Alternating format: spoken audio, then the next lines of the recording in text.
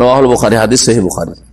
ইল্লা ইয়াকুনা যালিকা লিহাজাতিন, তবে যদি কোনো প্রয়োজন হয়, কোনো প্রয়োজন হয়, ফালা বাসা বিহি, প্রয়োজনে জায়েজ আছে।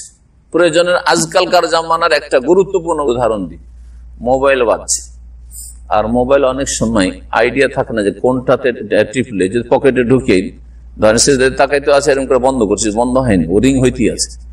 রিং যদি হইতে থাকে তো আমারও খুশু নষ্ট, গোটা মসজিদ যতদূর আওয়াজ দিচ্ছে সবার নামাজ খারাপ হচ্ছে।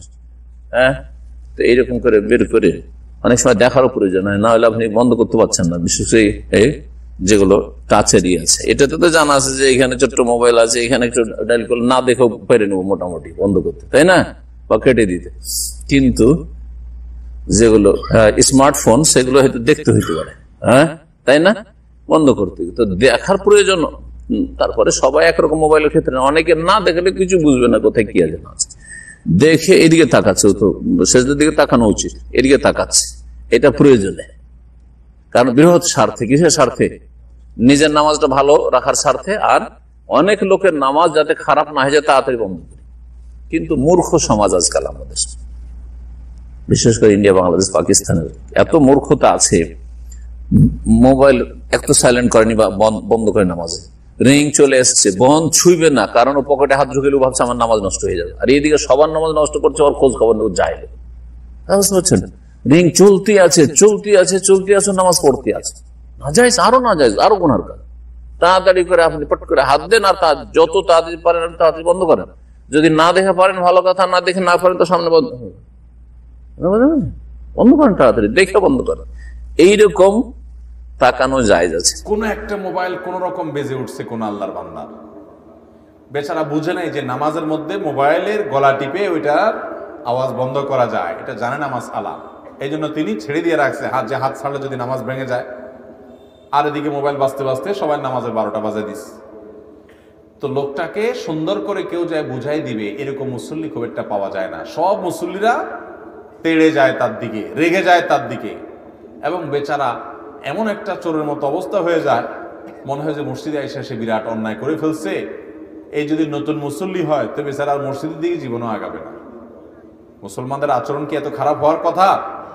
তাকে সুন্দর করে ইমাম সাহেব ডেকে বুঝাই দিবেন, বা একজন মুসল্লি পিঠে হাত দিয়ে বলবেন, ভাই আমাদের নামাজ মনোযোগ এমনি আমরা ধরে রাখতে পারি না, এর মধ্যে যদি মোবাইল কল বাজে উঠে, মোবাইলে যদি আওয়াজ হয়, তাহলে আমাদের নামাজের কি অবস্থা হয় ভাই, এটা খেয়াল রাখবেন।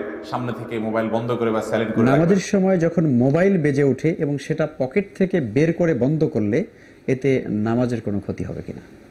জি না, সালাতের ভিতরে এক হাত ব্যবহার করে শরীরের কাপড় ঠিক করা, চুলকানো, এটা তো কোনো ফকিহ নামাজের জন্য আপত্তিকর বলেনি।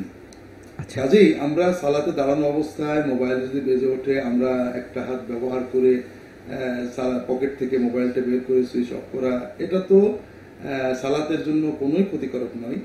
দ্বিতীয়ত এটা আমাদের জন্য জরুরি, মোবাইল যদি বাঁচতেই থাকে, নিজের এবং আশেপাশের মুসল্লিদের সালাতে একেবারেই মনোযোগ নষ্ট হয়ে যায়, অনবরত একটা দুশ্চিন্তা মাথার মধ্যে, মানে যার বাজে তার অবস্থা তো একেবারেই কাহিল হয়ে যায়, মানে তার নামাজ সম্পূর্ণই অন্যরকম হয়ে যায়। এজন্য যদি এমনও হয় যে সালাত না ভেঙে মোবাইল ঠিক করা যাচ্ছে না, আমাদের উচিত তো সালাত ভেঙে মোবাইল অফ করে সালাত শুরু করা, কারণ এটা বাঁচতেই থাকবে, সকলেরই সালাত, সবার নামাজই সমস্যা হবে, ওনারটাও ভেঙে যাবে, ভাঙার মতো অবস্থা হয়ে যাবে। জি দর্শক, আমরা সবাই সচেতন থাকবো ইনশাল্লাহ। আমরা একজন প্রেসিডেন্টের যদি কার্যালয়ে ঢুকি, একজন মন্ত্রীর যদি অফিসে আমরা ঢুকি, তাহলে কিন্তু আমি একেবারেই সচেতন যে আমার মোবাইলটা এখানে করতে হবে, নীরব করে নিতে হবে, সাইলেন্ট করতে হবে, অথবা বন্ধ করে দিতে হবে।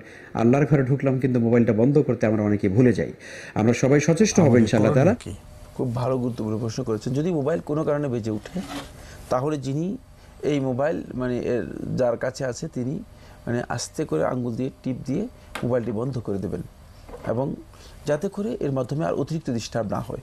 কারণ এখন যদি এটা চলতেই থাকে, হতে পারে যে মানে 3 মিনিট 2 মিনিট পর্যন্ত সময় দেওয়া আছে এবং 3 মিনিট পর্যন্ত সেটা রিঙ্গিং মানে টোন দিচ্ছেই। তো এটা একেবারেই অনুচিত কাজ, কোনো সন্দেহ নেই। প্রথমেই এই কাজটাই অনুচিত।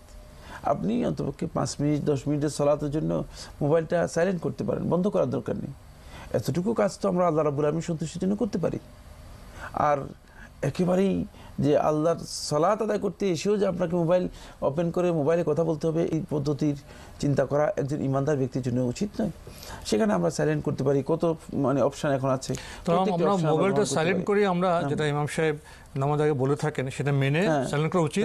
আজ কয়েকে ভুলে যায় বা সেক্ষেত্রে বেজে উঠলে বন্ধ করে দেওয়া উচিত। তিনি নিজে বন্ধ করে দেবেন, তিনি নিজে বন্ধ করে দেবেন। অনেককে দেখা যায় যে তিনি সালাত আদায় করতেছেন অথচ মোবাইল বাজতেছে চিৎকার করতেছে, মানে সেক্ষেত্রে মানে উচিত হচ্ছে তিনি মোবাইল বন্ধ করে দেবেন, এতে সালাত নষ্ট হবে না। সৌদি আরবের সর্বোচ্চ ওলামা পরিষদ তাদের ফতোয়ার মধ্যে এই বিষয়টি উল্লেখ করেছেন।